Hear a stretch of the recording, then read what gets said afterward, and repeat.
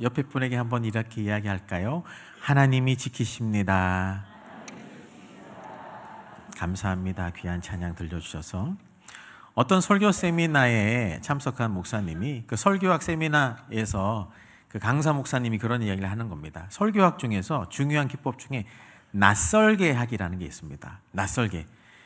얼마나 많은 말씀을 반복해서 듣겠습니까? 한 50년 신앙생활 하면 아브라함 이야기만 한 수백 번 들을 수 있잖아요. 그렇기 때문에 그 성경의 이야기를 낯설게 보고 낯설게 들려주는 것이 있어요. 그래서 그렇게 비유를 들었습니다. 이렇게 여러분 이렇게 이야기할 수 있지 않습니까? 저는 제 사랑하는 아내 외에 또 사랑하는 여인이 있습니다. 웅성웅성 하는 거죠. 바로 저희 어머니입니다. 이렇게 하면서 낯설게 하면 됩니다. 라는 것에 감동을 받은 어떤 목사님이 나도 우리 교회 가서 써먹어 봐야겠다. 예배가 시작되었습니다. 사랑하는 성도 여러분, 저는 지난 한 주간 제 아내를 사랑했지만 또 사랑하는 한 여인이 있었습니다. 라고 하는데 성도들이 웅성웅성 하는 거예요. 그래서 다음 이야기를 해야 되는데 까먹은 겁니다.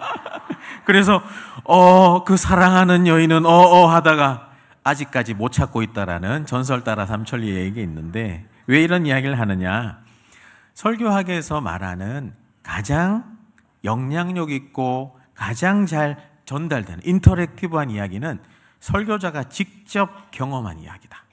또 설교자는 그런 게 있습니다. 책을 보거나 다 경험할 수 없으니 저도 책을 보고 연구를 하고 보면서도 다 스크랩을 해놓으면서 이것이 내가 그 사람 입장이라면 어떻게 될까? 공감 훈련인 거죠.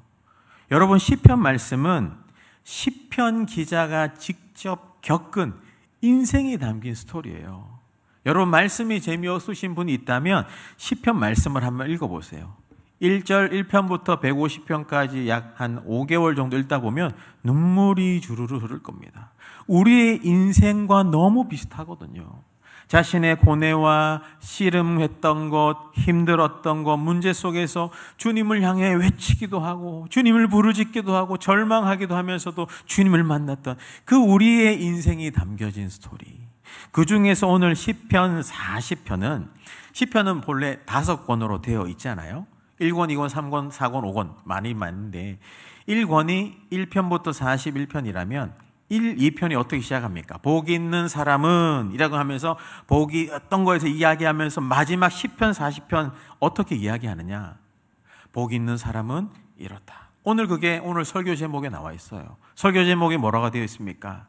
고난 중에도 주님을 기다리는 자가 예배자다. 여러 인생의 복이 있지만 고난 당할 때에 주님을 기다리는 자가 복받은 사람인 줄 믿으시길 바랍니다. 이 말씀을 들으면서 이게 사실 다윗이 사방으로 고난 당할 때에 지은 시거든요. 어떤 고난을 당했는지는 다 알 수 없지만 이 고난의 실제 이야기를 들으면서 나도 그랬던 적이 있었지. 그럴 때에 이 시편 기자처럼 나는 어떻게 이 신앙으로 표현해야 될지, 오늘 이 시편이 나의 시편이 되어서 주님 앞에 우리도 함께 고난 중에 주님을 기다리며 예배하는 참된 복받은 사람이 되길 주님의 이름으로 축복합니다. 우리 옆에 분에게 이야기하십시다. 복 받으십시오. 그 복이 어떤 복인지 우리가 한번 살펴볼 때에 1절 말씀이 어떻게 되어 있느냐. 1절 같이 한번 우리 화면을 보면서 한번 읽어볼까요? 1절 읽습니다. 시작. 내가 여호와를 나의 부르짖음을 들으셨도다. 시편 기자는 먼저 기다린대요. 내가 여호와를 기다리고 기다렸더니, 성경에서 2번 이상 나오면 반복입니다. 무언가 사방의 우겨쌈을 당한 고통 속에서 그가 하는 게 뭡니까? 절망하고 힘들어하는 것이 아니라 먼저 기다리고 기다렸더니. 이 원뜻은 인내함으로 기다리는데 어떤 문제의 해결이나 환경의 변함을 기다리는 게 아니라 여호와를 기다린다는 뜻입니다. 여호와를 기다린다. 내 의지나 소원보다 하나님의 뜻과 방법대로 일하시도록 그 여호와를 기다립니다. 고난 중에, 고통 중에 이게 해결되는 것을 넘어 여호와를 기다리는 겁니다. 여러분, 기도는 기다림입니다. 주님 앞에 나와서 내 할 말만 막 하고 통보하고 가는 거 아닙니다. 그래서 제가 1217 할 때 어떻게 했습니까? 17분 기도할 때 15분 기도하고 2분은 들으라고 했잖아요. 잠잠히. 30분 기도하는 분은 5분 정도는 하나님, 내가 오늘 이런 문제 가지고 주님 앞에 다 나와서 이렇게 미주알 고주알 주님 다 얘기하고, 마지막은 잠잠히 기다리셔야 됩니다. 왜 기다립니까?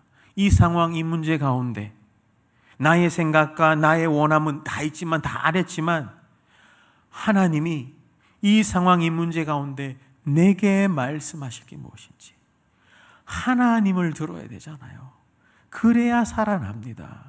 내 힘으로 아무리 해봤자 또 똑같은 겁니다. 벽에 부딪히는 것 같은 거예요. 하지만 이 상황 가운데 주님을 기다리고 듣는다면, 그 친밀하게 하나님의 깊은 것이라도 통달하는 성령을 통해 내 안에서 친밀하게 세밀하게 다가오신 그 하나님의 말씀이 담겨지고, 또 주일날 와서 설교자를 통해서 한 번 더 확인되며, 말씀을 읽는 것 통해 확인이 되어서 하나님의 말씀일 때, 이게 내 생각과 다를지라도 그 말씀 따라 순종해 갈 때, 전혀 내가 생각하지도 못한 놀라운 길을 여시는 하나님.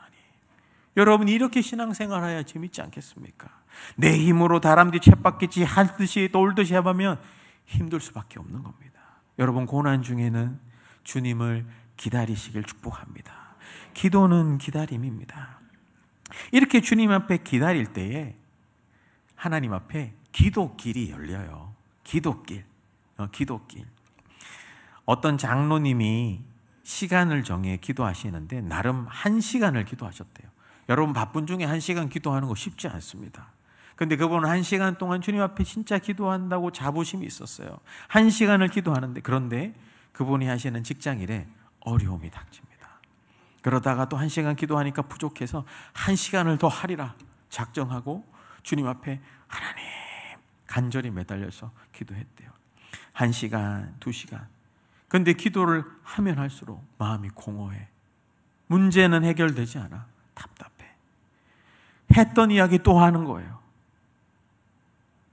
문제가 해결되지 않아서 어느 날은 주님 앞에 2시간이 지나도 주님, 도저히 해결될 기미가 보이지 않습니다.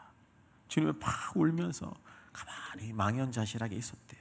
그렇게 1분, 2분, 10분 기다리는데 세미하게 마음에 내가 그동안 하나님 앞에 말씀대로 살지 못했던 것들 막 떠오르니까 눈물로 회개하기 시작합니다. 그리고 세상이 알 수 없는 평안함이 막 임하는 겁니다. 문제나 상황은 변하지 않지만 내 속 사람이 주님으로 채워주는 거죠. 여러분, 주님 앞에 잠잠히 기다리면 주님으로 채우시는 겁니다. 주님이 채워줘야 우리가 살아나는 거예요. 내 힘으로 내 말로 하는 게 아니라 주님이 채워지니까 결국 그 상황과 환경은 변하지 않지만 나를 채우신 주님의 힘으로 하나씩 한 걸음 한 걸음 나아가니 결국에는 주님이 그 문제마저도 이겨내게 하셨다라는 것. 그래서 그분은 이제는 1시간 기도하고 1시간 잠잠히 듣는답니다. 사랑하는 여러분, 여러분도 주님 앞에 기다리는 시간을 갖고 계십니까? 문제는 우리가 너무 바빠요. 급해요. 사실 바쁠수록 기도해야 되잖아요. 어려울수록 주님 찾아야 되잖아요. 성격이 급한지 성깔이 급한지 자꾸 급해요. 여러분, 주님 앞에 잠잠히 한번 기다려 보세요. 기다리는 게 아무것도 하지 않고, 제가 추천하는 방법은 기도하고 기다리는 거예요. 그런데 또 어떤 분들은 내가 목사님 말씀 들었지만 내 마음대로 적용해야겠다고 먼저 기다리고 기도해야겠다 하면 기다리는 순간 잠잘지 모릅니다. 여러분, 먼저 기도하고 기다려야 돼요. 그래야 그 상황 가운데 인격적인 주님이 찾아오신다니까요. 사무엘도 여호와여 내게 말씀하여 주옵소서, 주의 종이 듣겠나이다. 솔로몬도 지혜롭다고 했는데 듣는 마음이었지 않습니까? 사랑하는 여러분, 주님 앞에 어려움이 있더라도 기다려 보시길 바랍니다. 주님으로 채워주실 줄 믿습니다. 주님으로 채워서 그 기다리는 것이 오히려 내가 살아나는 시간이 되기를 그렇게 고난 중에도 기다리는 예배자 여러분 되시길 주님의 이름으로 축복합니다. 그렇게 대화길, 기도길이 열리고 그렇게 기다리고 기다렸더니 주님이 어떻게 일하셨냐? 다윗이 어떻게 2절에서 노래합니까? 2절도 같이 한번 읽어보겠습니다. 시작. 나를 기가 막힐 내 발을 반석에 두사. 그렇게 기다리고 기다렸더니 2절에 이렇게 이야기합니다. 지금 다윗은 시편 기자는 뭔가 기가 막힐 웅덩이에 빠져 있어요. 이 기가 막힐 웅덩이는 소름 끼치다라는 뜻입니다. 파멸의 웅덩이에 내가 빠진 것 같다. 웅덩이에서 겨우 살아나왔는데 또 빠지는 게 수렁. 인생이 엎친 데 덮친 격이라고, 설상가상이라고. 웅덩이에서 겨우 나온 줄 알았는데 또 수렁이 나와요. 수렁은 어떤 뜻이냐? 도저히 내 힘으로 빠져나올 수 없는 진흙, 늪지대라는 뜻입니다. 여러분 인생이 기가 막힐 웅덩이와 수렁이를 만나고 그 속에서 내가 빠져 있을 때도 그때 내가 기다리고 바라봐야 할 분이 누굽니까? 오직 주님인 줄 믿습니다. 뒤로 넘어져도 기가 막히고 코가 막히는 세상이잖아요. 어떤 집사님은 대기업에서 근무하다가 어디로 스카웃돼서 갔대요. 뭐 이런 거 동종업계로 갈 때 그 시간도 다 지켜갔는데, 그런데 거기에서 본격적으로 일을 하려고 하니까 거기에서 고발하는데 자기도 하지도 않은 일을 이 사람이 기밀이나 이런 걸 빼갔다고 고소해서 그 회사에서 나오게 되고 무려 몇 년간을 소송만 했다. 믿음이 다 떨어지는 거죠. 사람이 싫어지는 겁니다. 밥을 먹고 싶지도 않아요. 말도 안 되는 헛된 소설을 쓰고 억울해가지고 기가 막힐 웅덩이와 수렁을 세상은 우리 발 앞에 둡니다. 그런데 넘어졌었던 여러분 인생도 있지 않습니까? 쉽지 않아요. 교회마저 신앙마저 떠나고, 하나님 도대체 살아 계시다면 왜 이런 일을 내가 겪게 합니까? 부르짖을 수밖에 없어요. 시편 기자도 아마 그랬던 것 같습니다. 하지만 그가 주님 앞에 기다렸더니 어떤 주님을 만납니까? 나를 기가 막힐 웅덩이와 수렁에서 어떻게 끌어올리시는 주님을 만난 것입니다. 늪지대 같은 인생에 빠져서 내 힘으로 벗어나려고 허우적대면 허우적댈수록 빠져가는 그곳에 하나님의 강한 팔로 쑥 내밀어 끌어올리시는 거예요.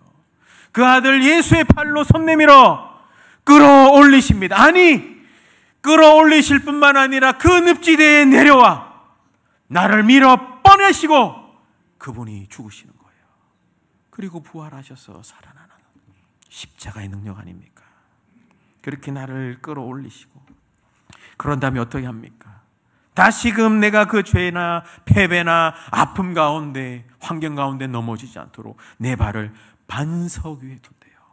비가 나도 창소가 나도 절대 무너지지 않는 그 반석, 예수 그리스도 위에 내 인생을 돌아보니 주밖에 나의 힘이 없구나.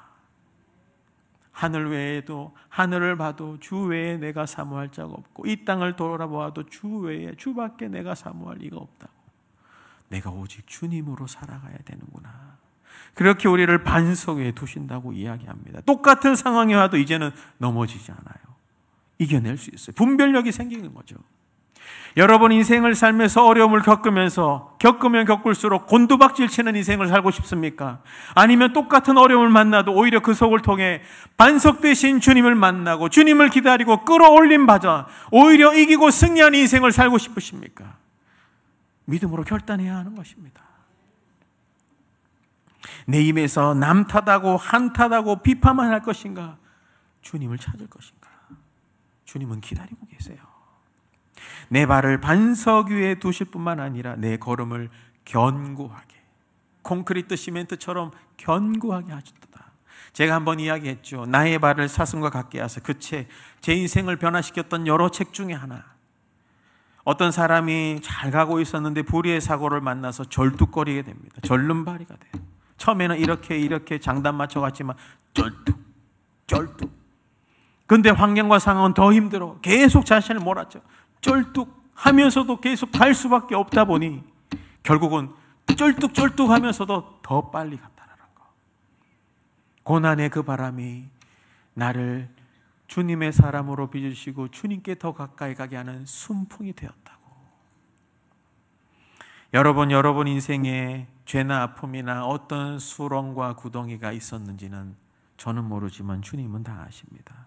그때마다 주님이 손 내밀어 끌어올려 주셨잖아요. 그럼 우리는 그 주님을 날마다 더 붙잡아야 되는 겁니다. 내 걸음을 견고할 수 있도록. 교만해서도 안 되고, 이쯤 하면 좀 괜찮겠다 해해서도 안 되는 것입니다. 그렇게 그 하나님 앞에서 우리를 건져 올려주시는 그 하나님을 만나자 이제 3절에서도 어떻게 됩니까? 계속 말씀이 시간 순서처럼 가는 거죠. 3절도 같이 한번 읽어볼까요? 시작. 새 노래. 많은 사람이 보고 두려워하여 여호와를 의지하는 주님을 기다립니다. 주님이 끌어올리십니다. 주님이 견고하게 하셨습니다. 이게 반복될 수도 있지만 또 견고하게 할 때, 그런 다음에 우리가 할 게 뭐냐? 새 노래를 부르는 겁니다. 새 노래. 이 새 노래라고 하는 것은 뭐 이전에 없던 새로운 운율과 노래를 이야기하는 게 아니라 그 사람 인생을 이야기하는 겁니다. 그 사람 인생. 왜 그런 말 있잖아요. 어떤 사람이 힘겨운 삶을 이겨온 그 사람의 인생의 이야기를 듣는 것이 내게 위로가 되고 감동이 되고 도전이 되고, 목장 안에서도 저 권사님, 저 집사님이 저런 인생을 사셨나, 그런데도 믿음을 지켜왔구나, 나도 지금 겪고 있는데 나도 힘내야겠다.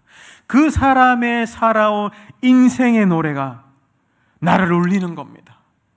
나도 그렇게 살아야겠다. 나도 믿음으로 주님 붙잡아야겠다. 나를 울리고 감동시키고 감격하게 하는 겁니다. 여러분은 어떤 인생의 노래를 부르고 계십니까?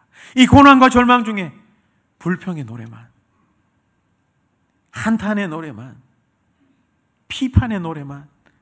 아니요. 나를 끌어올리시는 주님, 나와 함께 하시고 나를 살려주시는 그 주님. 집사님, 권사님, 장로님, 목사님, 내가 이렇게 어려움이 있지만 고난 중에도 나를 찾아오신 주님을 만납니다. 이것도 끝이 있겠죠. 목사님 기도해 주세요. 이 노래가 오히려 우리를 울리지 않습니까? 여러분, 어떤 인생의 노래를 부르시고 계십니까? 하나님 앞에, 사람 앞에, 교회 앞에 어떤 인생의 노래를 부르시고 있습니까? 찬양 중에도 여러 찬양이 있는데 그 사연이 담긴 찬양들이 많이 있잖아요.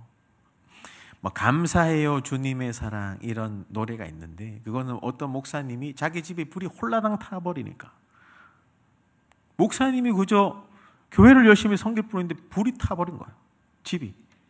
그런 중에 왜 이런 일이 생기나 묵상하고 기도한 중에 우연히 나온 말이 감사해요. 집에 불이 났지만 감사해요. 살림살이 하나 건지지 못했지만 감사해요 주님의 사랑, 나를 구원하신 그 주님. 인생이 담겨 있는 거잖아요. 그래서 그 노래가 수많은 사람들 울린 겁니다. 감사해요 주님의 사랑.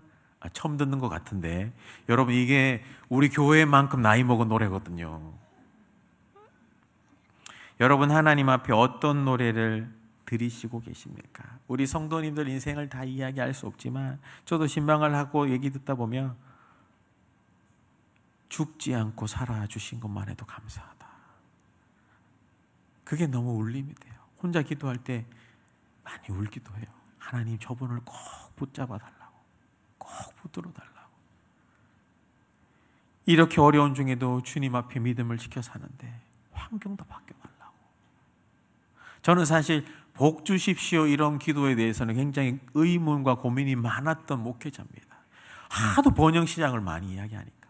하지만 담임이 되고 나니까 가장 많이 하는 기도가 뭔 줄 압니까? 복 주십시오. 하나님 만나는 복 주시고, 예수 믿는 가정 되는 복 주시고, 예수 믿는 자에게 주님 복 주셔서 그 하나님의 이름이 더 높아지도록, 고난 중에도 복 주시고, 힘든 중에도 복 주시고, 암 걸려도 하나님 복 주셔서 고난당한 것이 내게 유익이라, 이로 말미암아 내가 주의 깊은 뜻을 깨달았나이다. 여러분, 그리스도인은 복 받은 사람입니다. 예수 그리스도가 복이잖아요. 이 본복과 부복이 여러분에게 얼마나 기도한다고요. 여러분도 저를 위해서 복 받도록 기도하고 계시죠? 기도 안 하는 분은 이번 주에 10kg 찔 거예요. 다음 주에 살 쪄온 사람 다 볼 겁니다.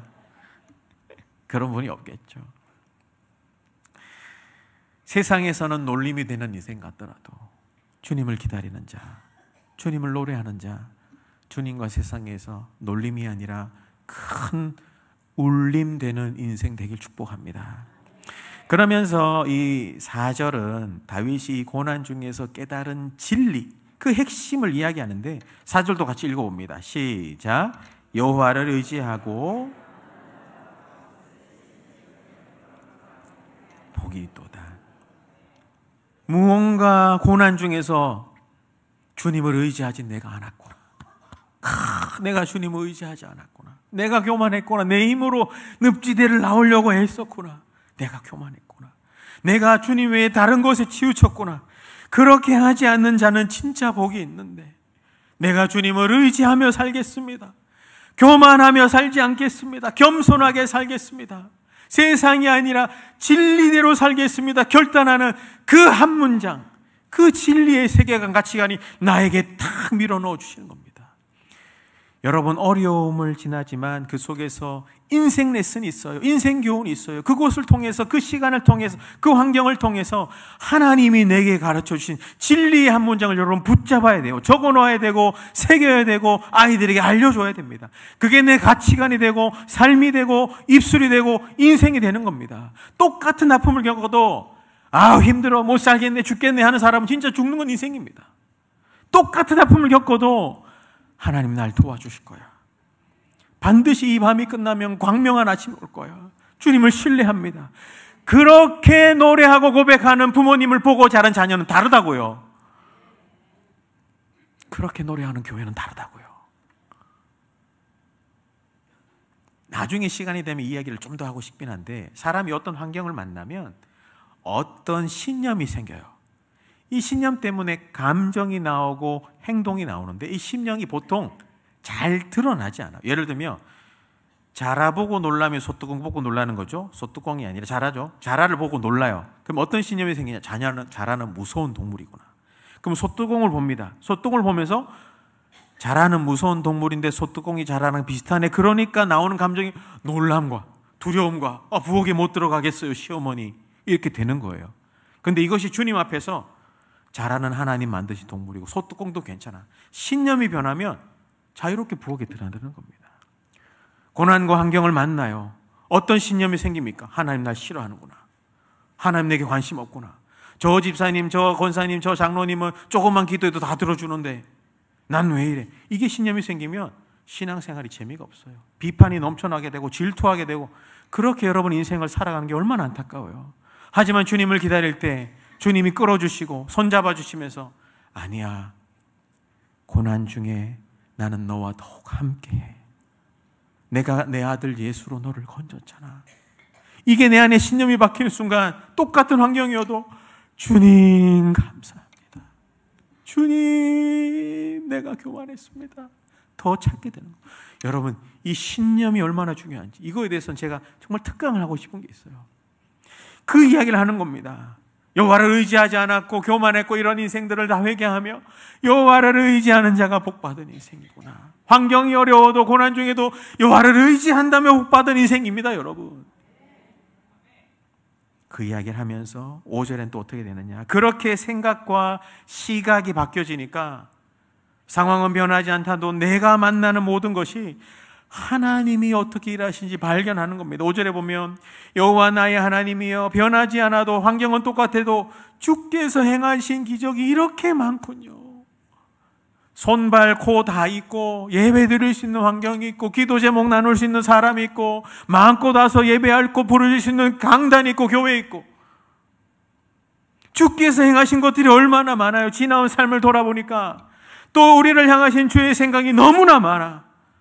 어떤 세상도 어떤 인간도 어떤 신도 주와 견질 수가 없나이다. 주님이 최고입니다. 이야기하는 겁니다. 내가 이걸 널리 알려 말하고자 하나 너무 많아서 생각이 바뀌는 거죠. 눈이 바뀌고 신념이 바뀌고 생각이 바뀌고 말이 바뀌고 삶이 바뀌고 행동이 바뀌고 인생이 달라지는 겁니다. 주님을 기다리는 자에게 받는 복이 이렇답니다. 사랑하는 여러분, 말씀을 정리하겠습니다. 오늘 상황과 환경이 변하지 않고 힘들고 똑같은 분이 계십니까?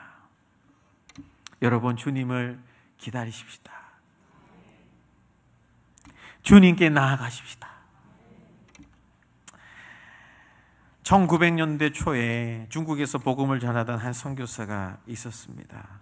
그는 감옥에 갇혔어요. 감옥은 어둡고 냄새가 났고 매일같이 굶주림과 모욕이 이어졌어요. 선교사인데도, 신앙인인데도 하나님이 계시다면 왜 나를 이런 곳에 두느냐. 주변에 그런 얘기도 들리고 자기도 그런 마음이 드니까 더 주님 앞에 나아가 기다린 감옥에서 낙심하지 않고 계속 주님을 기다립니다. 밤이 지나고 해가 뜨고 밤이 지나고 해가 뜨고 계속 주님을 기다려요. 찬양을 드립니다. 눈물도 나고 처음에는 이야, 감옥에도 찬양하는 저 예수쟁이. 근데 어느 순간부터 내 옆방의 죄수들도 귀를 기울입니다. 그러면서 그분이 고백한 게, 나는 자유는 잃었지만 예배할 자유는 빼앗기지 않았다. 고난과 절망의 끝 감옥에서라도 주님을 기다리며 예배할 때 이곳은 감옥이 아니라 하나님을 예배하는 성전이 되었다. 감옥 같은 인생을 살고 계신 우리 성도님들 계십니까? 고난 중에도 주님을 기다려 봅시다. 찾아봅시다. 주님이 오늘 손 내밀어 끌어주실 거예요. 말씀에 그렇게 나와 있잖아요. 이 사람만의 이야기가 아니라 나의 이야기가 되길 축복합니다. 주님은 오늘도 여러분과 함께 하세요. 그 고난과 아픔과 감옥이 있는 그곳에, 질병이 있고 재정의 어려움이 있고 눈물이 있는 그곳에 주님은 함께 계세요. 늪 같은 곳에 내 힘으로 호적되지 말고 주님을 바라보십시다. 주님을 기다리십시다. 그 주님이 나를 밀어 올려주실 거예요. 그 예수 그리스도, 그 하나님 안에 고난 중에 있더라도 주님을 기다리며 복을 받는 모든 성실의 예배자 되시길 주 예수 그리스도 이름으로 진심으로 축원합니다.